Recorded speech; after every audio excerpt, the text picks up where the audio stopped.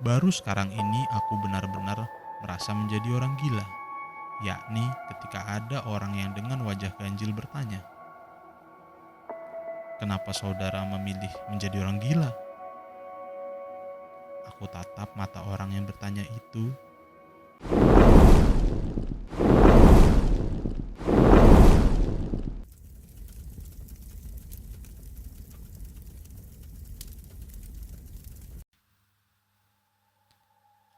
Seorang rekan di kampus menyarankan agar aku mengusut apa sebab orang memilih menjadi gila.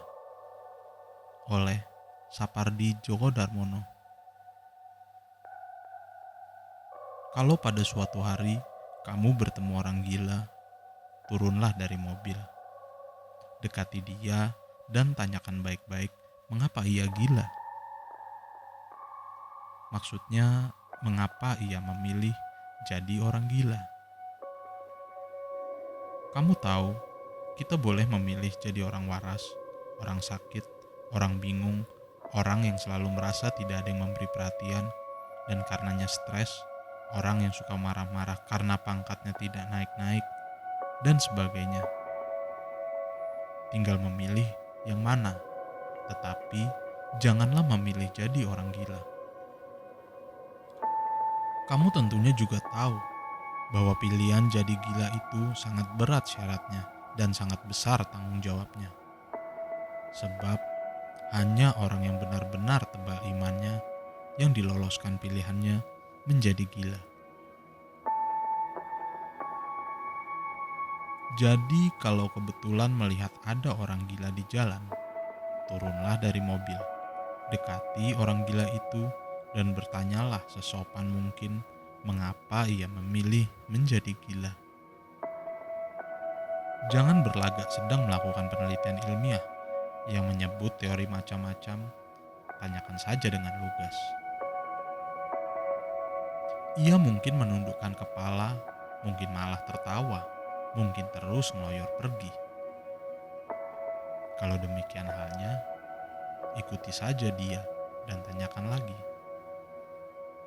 Kalau dia kemudian duduk di halte angkot misalnya, ikuti saja duduk di sebelahnya sambil terus mengajukan pertanyaan mengapa ia memilih jadi orang gila. Ajak dia bicara. Pancing dia dengan lelucon atau anekdot atau gosip atau apa saja agar mau menjawab. Cecar dia dengan pertanyaan itu. Jangan putus asa, jangan menyerah, kuatkan dirimu. Jangan perhatikan orang-orang yang lalu lalang yang mungkin saja mendadak merubung kalian karena menganggap apa yang kamu lakukan mereka anggap tindakan yang bukan-bukan. Anggap saja mereka semua itu iri hati, sebab tidak memiliki kesempatan untuk memilih mau jadi apa. Mereka orang biasa, mereka orang baik-baik, tetapi menjadi orang biasa dan baik-baik bukanlah pencapaian yang istimewa, bukanlah pilihan yang sulit. Camkan itu. Jangan kamu jadi bosan dan merasa sia-sia atau jengkel atau marah atau apa. Tunggu sampai kamu mendapatkan jawaban yang rinci dan pasti tentang pilihan itu. Baru sekarang ini aku benar-benar merasa menjadi orang gila, yakni ketika ada orang yang dengan wajah ganjil bertanya, "Kenapa saudara memilih menjadi orang gila?" Aku tatap mata orang yang bertanya itu. Tampaknya ia sungguh-sungguh bertanya. Maksudku, tidak punya keinginan untuk sekedar main-main atau mempermainkan aku, apalagi mempermalukan aku. Sejenak aku sempat mencurigai diri sendiri. Jangan-jangan aku ini memang orang gila. Namun karena merasa jelas-jelas tidak gila, maka aku tidak menjawabnya. Sama sekali tidak ada hak dan kewajibanku untuk menjawab pertanyaan yang seharusnya ditujukan kepada orang gila. Pertanyaan itu pastilah dilandasi oleh keyakinan bahwa aku ini orang gila. Tetapi seandainya pun aku memang gila, untuk apa pula ia bertanya kenapa aku memilih menjadi gila? Sebenarnya, aku ingin sekali membalikan pertanyaan itu padanya, atau bertanya padanya kenapa ia memilih menjadi orang waras. Tetapi aku pikir itu nanti malah akan menjadikannya benar-benar yakin bahwa aku memang gila.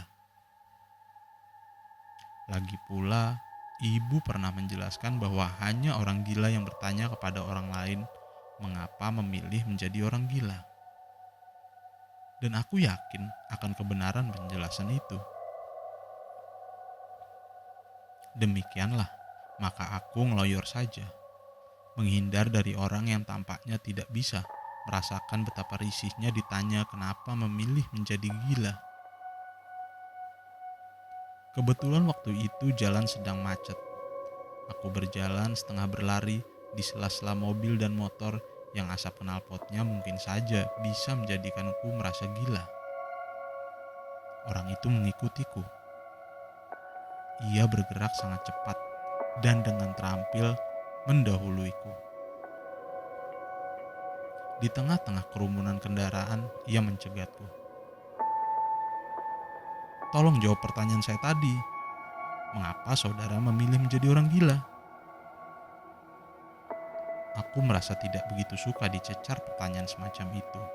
Dan ketika kemacetan agak reda dan kendaraan mulai bergerak, terdengar raungan klakson berbagai jenis binatang jalanan, seperti kijang, panter, dan tiger. Ia segera menyambar lenganku dan menyeretku ke pinggir dan mengajakku duduk di sebuah halte angkot yang selalu tampak kosong.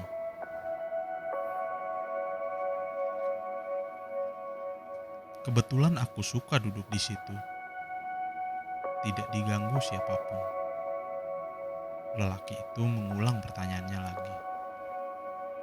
Please, kenapa saudara?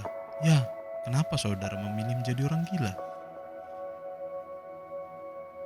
Pada saat-saat genting seperti ini, aku selalu ingat pesan ibu. Jangan sekali-kali meladeni orang yang suka bertanya macam-macam, nak. Biasanya, pertanyaan macam-macam dan aneh-aneh datangnya dari orang gila. Untuk apa pula meladeni orang gila, kan? Apa yang dikatakan ibu adalah kebenaran belaka. Aku pernah berpikir bahwa ibu tahu apa yang terjadi atas anaknya di kelak kemudian hari. Setiap harinya, ratusan orang berpapasan denganku.